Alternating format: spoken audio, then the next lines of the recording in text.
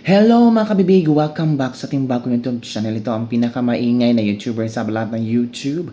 Ako si Kabibig maglabag-labag na ta with evidence. Ako po, naku, ito na yata ang pagkakamali ng ICC.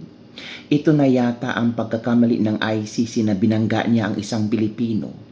At ito kabibig ha, take note, latest news ito kung saan si yung Japanese na friend natin, si Mr. Shunichi Fushiki of the International Career Support Association, this is a Japan registered NGO advocating social development and employment and human rights. Nako mga kabibig, iba ang panawagan ni Mr. Shunichi.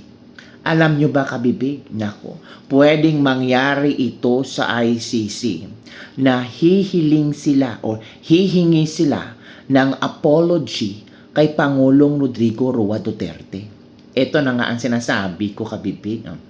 Sa laman ng statement ni Mr. Shunichi sa kanyang document na ipinasa sa United Nations Affairs. Ito na kabibig.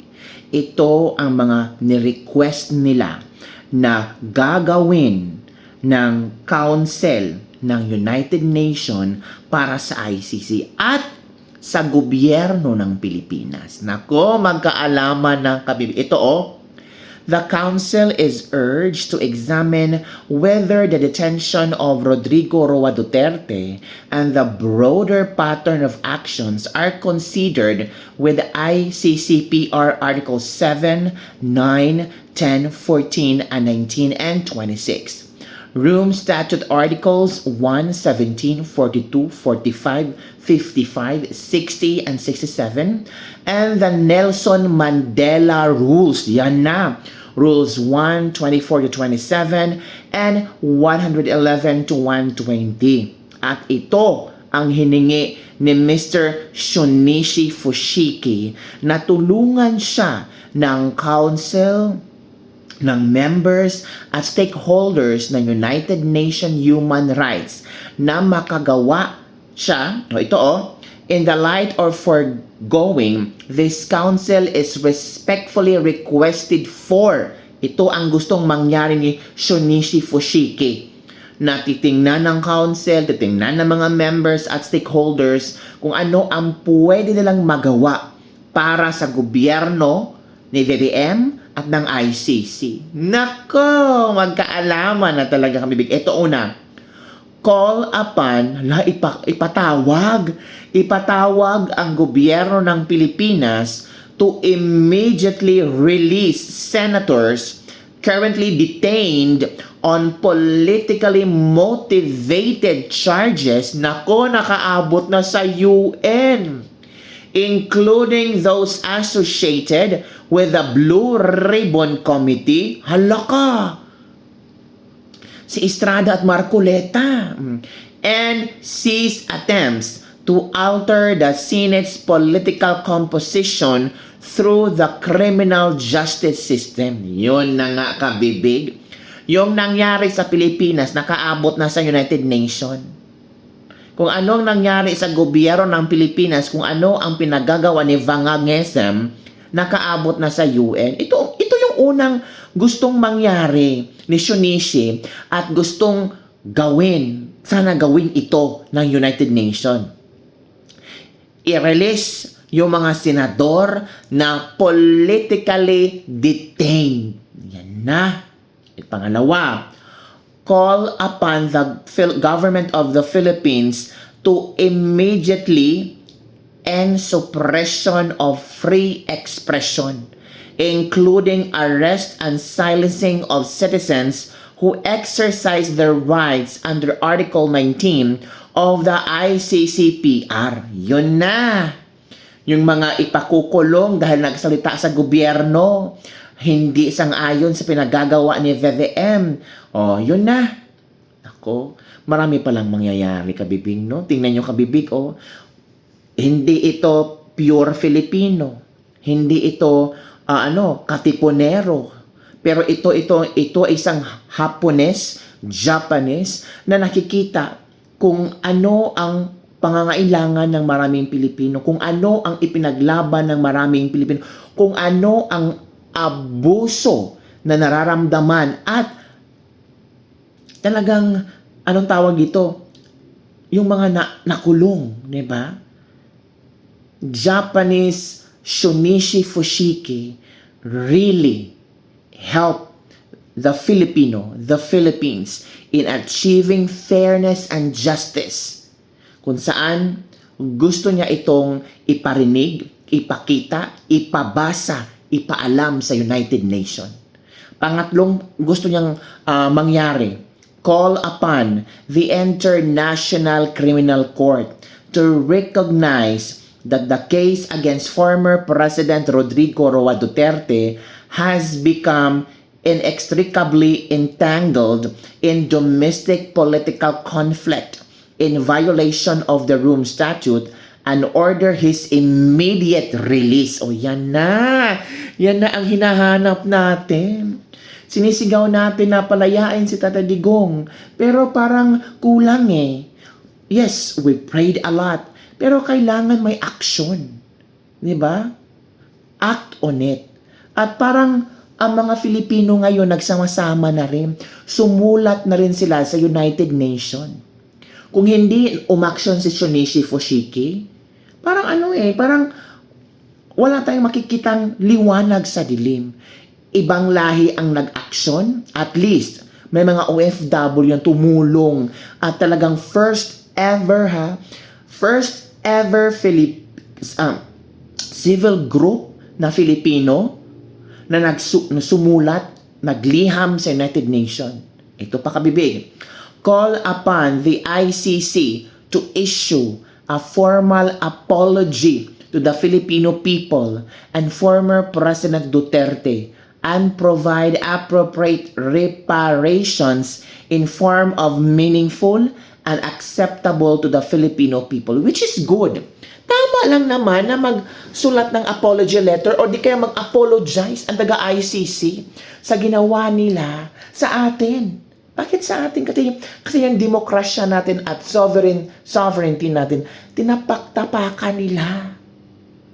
Parang tawang-tawa ang mga judges sa ICC na, tingnan nyo, hinayaan lang ng gobyerno nyo, napapasukin ng ICC, damputin si Digong, ipakulong dito ang former president. Parang nakakatawa lang kabibi. Parang wala tayong sariling batas, parang wala tayong mga Korte Suprema, mga justices na pwedeng idunog. Sino ba ang nagsampa ng kaso kay Digong sa Pilipinas? Wala naman Walang kaso si Digong sa Pilipinas. 'Di ba? Grabe talaga yung galit nila kay Digong, no? Pinaabot sa ICC. And look at how BBM able, of course naman, sino bang tumulong nito? Hindi natin alam yung mga sino ba? Alam na natin. Sinabi nga ni BP Sara, itong si BBM at Trillanes, mga tuta ng ICC. 'Di ba? O ano ba ang revelation ng 18 ex-Marines? O bumisita-bisita ang mga ICC dito. Si Zaldico at si Trillanes na mention nga. Pero kailangan pa yung patunayan. Pero yung affidavit ng 18 ex-Marines, di ba kabibig? An institution cannot discipline itself if has no business judging others. A court drawn into a political struggles of a sovereign nation betrays its founding purpose. Justice delayed is justice denied. Justice politicized is justice destroyed, which is tama. The human rights implications of the situation demand the Council's careful, impartial, and courageous attention. Submitted by Shunichi Fushiki, Director of International Career Support Association, United Nations Affairs. Yan kabibig. Grabe si Shunichi, no? Grabe ang kanyang tapang, ang kanyang gustong mangyari, pagtulong kay Pangulong Rodrigo Roa Duterte. At take note una talaga niyang ni-request na palayain yung mga senador, yung mga politically motivated na mga senador na kulong, na makita ang totoong hustisya. Diba, kabibig? So, kabibig, ano ang inyong reaction hinggil dito? Tama lang ba ang ginawa ni Mr. Shunichi Fushigi? Tama lang ba na ipinaglaban niya ang Pilipinas, ipinaglaban niya si Pangulong Rodrigo Roa Duterte? Tama lang ba nang nanghimasok si Shunichi Fushigi sa kung ano ang nangyari sa Pilipinas ngayon? Di ba nakakahiya? Isang Japanese ang siyang nanguna sa United Nations para ipaalam kung ano ang nangyari sa Pilipinas. Para nakakahiya, no, na dapat sana kapwa Pilipino ang magtulungan para makamit ang hustisya na minimithi natin. Sana yung mga prayers natin para kay Pangulong Duterte ay hinay-hinay ng, ang tawag dito, makikita natin ang liwanag. O, tingnan mo si Trump, anong gusto niya mangyari sa ICC? Ipa-abolished, buwagin, pupulbusin.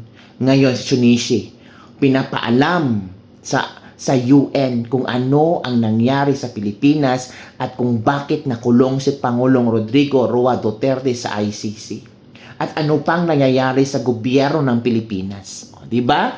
So, naging open na sa maraming nation, sa maraming members and council sa UN, kung ano ba talaga ang totoong sitwasyon ng Pilipinas. Kabibig, ano ang inyong reaksyon, komento hinggil dito? Dapat ba nating suportahan si Mr. Shunichi Fushigi?